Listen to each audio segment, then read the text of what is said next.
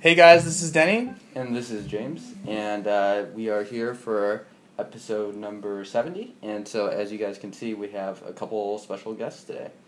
So this is Tealet, so please introduce yourselves. My name is Elyse Peterson, and I am the founder of Tealet.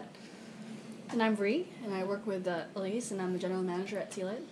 Cool. So, you folks are doing a tour through the Northwest, I guess through the whole West Coast. Mm-hmm. So, we're in Seattle. It's a little warm today. And we're going to be drinking some white tea. Mm-hmm. But before we do that, why don't we hear a little bit more about what you guys are doing with your company, and what's your the short version of the project? Yeah, so we're essentially an online farmers market for tea. We work with independent tea growers around the world, helping them tell their stories, improve their quality, and directly accessing the market. We do retail as well as wholesale, and really trying to bolster up the wholesale part of our business and show the industry what we really want to become, which is a supply chain platform. Very transparent way for business in the tea industry to happen, with the goal of connecting producer to consumer. Cool. Yeah. So our work in tea started in Hawaii, which is where we started the company in Honolulu, and we worked with small tea growers there in Hawaii. I'm sure you guys have heard about the hype of U.S. grown tea, and yet the difficulty of them to market their teas, build up their brands, and keep the industry going and growing. And so Tealet was specifically made for the U.S. industry. But what we've realized since we started the company is that the supply is not ready for us to build a full company. So in the meantime, we've started working with tea growers from other origins: China, Japan, Taiwan, Sri Lanka, India, Nepal. So Cool. It's a special place for tea now. Yeah.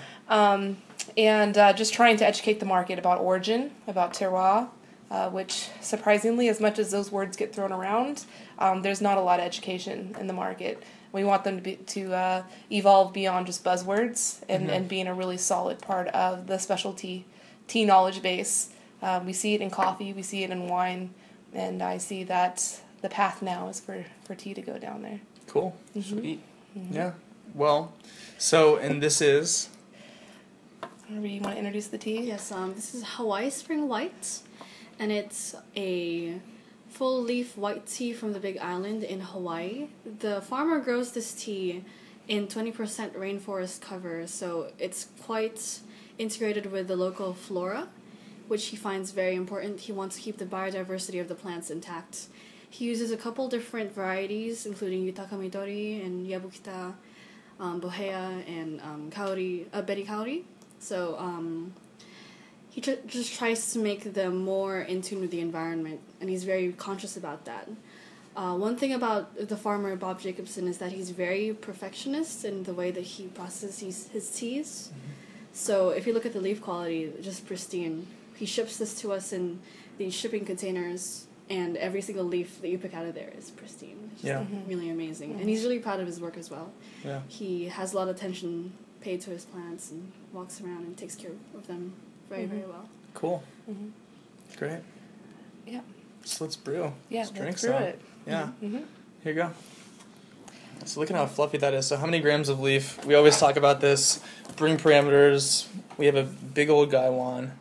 Just eyeballing it, it should be 2 grams, maybe. Wow. So, this tea actually made us change some of our iterations on the Tealet platform just because it was so fluffy and high quality.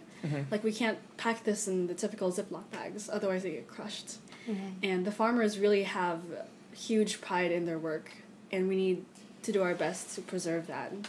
So actually, we need to put these in really large bags and only in small quantities because it's so fluffy. And we want to keep the leaf quality of it intact as well. Yeah, cool. And so is this about how you normally brew this tea? Typically, I like to use a glass container for it just because of the display quality. People really like to interact with the leaves, and it's a good way to show the leaf quality of it. And this tea tends to brew very well for long periods of time, so it doesn't oversteep like some blossoming teas do. It's just a very effective way to go about it. And it will take very high temperatures as well, which is tends to be a hallmark of really high quality white tea, I think. Yeah. So it performs really well there. But in this case, anything will work. Cool. Well, we could change things up and disrespect the culture and brew in the glass. If you want to see the leaf open up, it looks really nice. However, Are you guys okay with that? Yeah, whatever you guys want. Okay. Actually, that's how to go ahead and brew. I just told the anecdotal story. This is how I first kind of got introduced to tea with this woman, Lydia. Yeah, and she would just she would do oolongs, which are a little bit easier to put in there. Yeah. They tend to be the other end. I mean, here at TeaDB, we're pretty disrespectful to culture. I think that's true. Yeah, I'd say that we don't have many rules. The rules tend to be that it should taste good, hopefully. Yeah. Oh yes, most definitely. So this looks like it's a lot of leaf, but it's actually probably only 3-4 grams of leaf, maybe even less than that, and it fills up. It looks like a lot more. Yeah, absolutely. Well, beautiful intact leaves. I was saying earlier, this reminded me a little bit of an Oriental beauty in that you get a lot of the sort of fuzziness and the white tips from the young leaves. And, it's interesting to see such a dark complexion. But, yeah, excited to try this. Yep. And we can just let it brew. You can brew it gung fu style if you like, but we actually find that it brews quite well over time. So you can leave it for a long time and it doesn't ever get astringent or bitter. Grandpa style. It's organic, that's why. Oh, is that why? Yeah. Not too many organic teas out there. That's probably true, yeah. Yeah, hard to find. So you would not do a rinse. Probably not. Yeah. No. And with it's good just so clean the way that he processes it anyway. Right. And there's a lot of the delicate nuances there that might be lost in a rinse. Yeah, so. Green teas and white teas, I like to make sure to good quality. Yeah, ones. Good quality ones. Just go ahead and drink them straight. Yeah. Cool. So, and rough estimate, if someone was gonna buy some of this tea and brew at home, how long would they want to brew the first steeping here? It depends on their preference. Some people like a really delicate and subtle white tea, in which case you can drop the temperature and do a typical 175 at 5 minutes, or 205 at 30 seconds to a minute, just depending. But then some people like a more full-bodied tea, and for this tasting, I wanted to bring out more of the profile, just so we can experience more of the range of flavor notes. So I would do 205 at, say, 3, 4, 5 minutes. Cool, wow. At the World Tea Expo, I found this by accident. I could brew this tea for 30 minutes to an hour, just sitting there in the glass teapot and have absolutely no astringency or bitterness to it. Huh. Kind of gets this really dark molasses quality to it that's very pleasant. So, cool.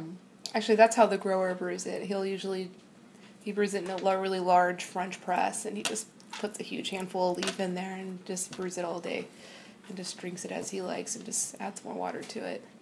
Very lucky person, unlimited access to this beautiful tea. right. This tea, we are wholesaling it this year's harvest for $129.25 pounds. So cool. Wow. Yeah. It's pretty expensive. Yeah, I mean, is it expensive or is it the price of good quality tea? I mean, I'm sure you guys have experienced teas of similar price, and if you want something unique, it's a supply and demand type of factor there, and something that's special and really unreplicatable. You have to pay the right price for it. Well, and speaking of which, I'd love to learn a bit more from you folks about teas coming from, I guess, islands as well as here in the States. I'm not used to hearing a lot about, as you guys have said, teas coming from the U.S., so maybe you guys can talk a little about that. Yeah. So tea has been grown in the U.S. almost as long as it's been an industry in India and in Sri Lanka. It was brought by some of the same powers. Lipton did a really large experiment trial with tea in the U.S. and found quickly that it doesn't work for their business model. It doesn't work for commodity tea. Although there is one commodity tea farm still in operation in South Carolina, which many people know about. They make CTC. So if you're into American-grown CTC, that's where you find it. But after that project was abandoned in the late 1800s, tea was still here in various places, not grown on a commercial scale at all. And then about 20 years ago, the USDA went back into Hawaii, partnered with the university there, and started doing research and variety trials for Camellia sinensis. And from there, they started realizing how easy tea is to grow in many different places. It's a very versatile plant, and as long as you select the right variety for your ecosystem, you should be able to grow it just fine. But what we have learned, the tricky part is the processing. So a lot of people are realizing that a tea garden is not just something you can pump $2 million into, and then magically 5 years down the road you're going to be making lots of money. It requires a high level of education and skill to process. Yeah, absolutely. Good quality tea. Cool. Yeah. And isn't part of your project a little bit about connecting tea farmers from all over different places to educate and learn from each other? Yes, yeah. So that was actually, before I started Tealet, I was doing an internship in Japan on a tea farm called Obubu in Kyoto. And when I was there, we were starting a nonprofit called the International Tea Farms Alliance, and so that was my job as an intern. And the mission of that is to create a bridge between tea growers and tea lovers. And so Tealet kind of spawned from that as a for-profit commerce partner to this nonprofit. So cool. Fantastic. All right, well, why don't we go ahead and take a sip? All right. Cheers. All right. Okay. I'm Use our excited. reach. Bismillah. Cheers. Cheers to U.S. grown tea. Cheers, Bob, wherever you are. We love you.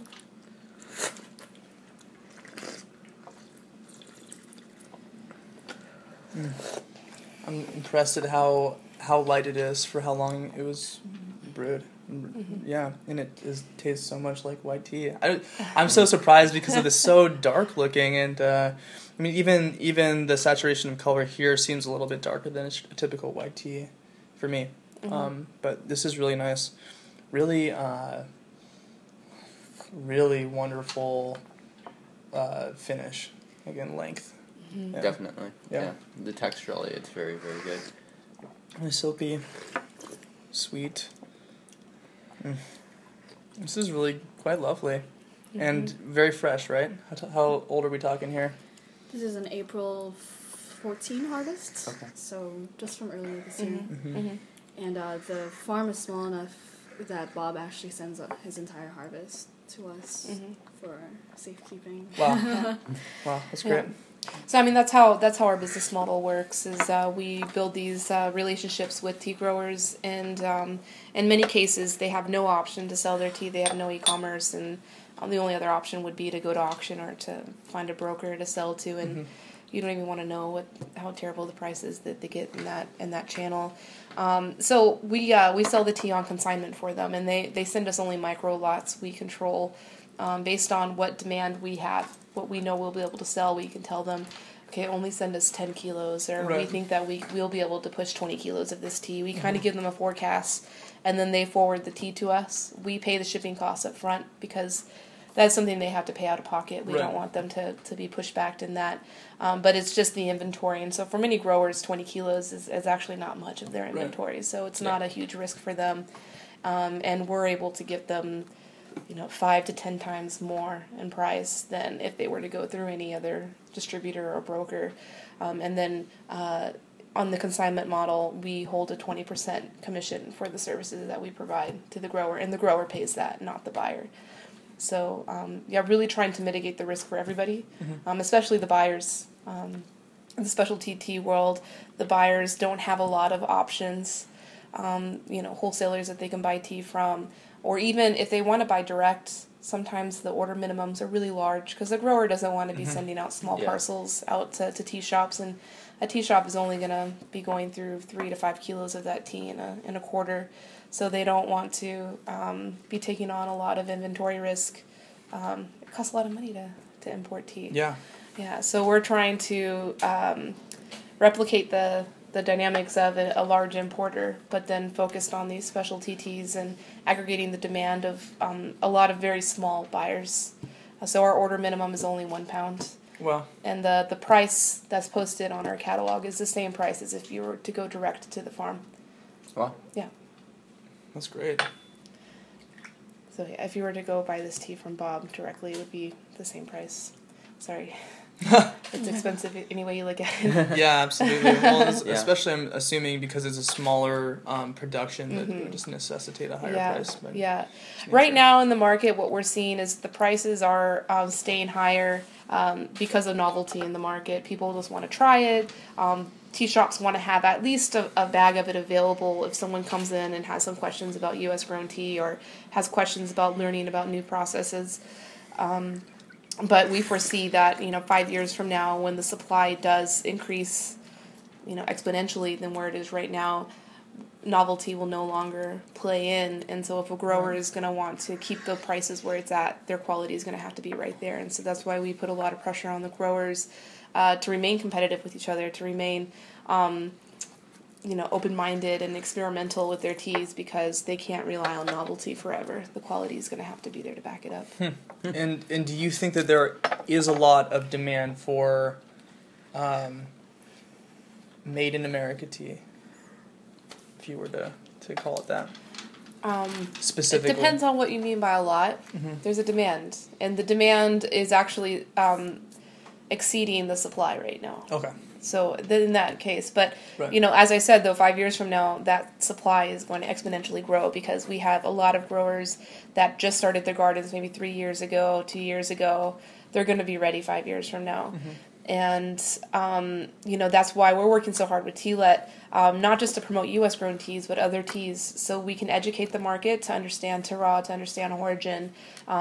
So then the demand won't be so much that they want U.S. grown, they want local, they just want diversity. They want that educational experience where they can experiment with teas from around the world and become more knowledgeable, just like you guys. There's a lot of tea lovers like you guys that want to try many different things. Totally, absolutely. And I would recommend them trying this. This is wonderful. Really, really sweet, really nice, pleasant. And the terroir, too, of Hawaii is something you can't find in, say, like a Chinese white tea or elsewhere. So there's something about it, and I mean, I'm sure you've tried lots of white teas, but there's something you can't replicate. You must go to Hawaii. And grow white tea there. Yeah, absolutely. And so and what are there any other tea types grown in Hawaii right now? Yeah, there's all different types of varieties. Most of the plant material came from the same source, but most of the growers have done their own variety selection. So they might get some cuttings from a grower on the other side of the mountain or around the corner, but usually what they do is they'll pull seed, they'll harvest seed from that, propagate that out, select the best performing plants, pull seed from that, propagate that out, do this 3 cycles, and then after 10 years you have your mother plant, and then you start doing the cutting propagation from your mother plant. Most of the growers have already selected their own cultivar. I mean, that's essentially what it is. They made their own cultivar, which is really cool. Like, you don't see that too often in other tea growing regions. Most of it's everybody's growing the same thing, which is unique in Hawaii.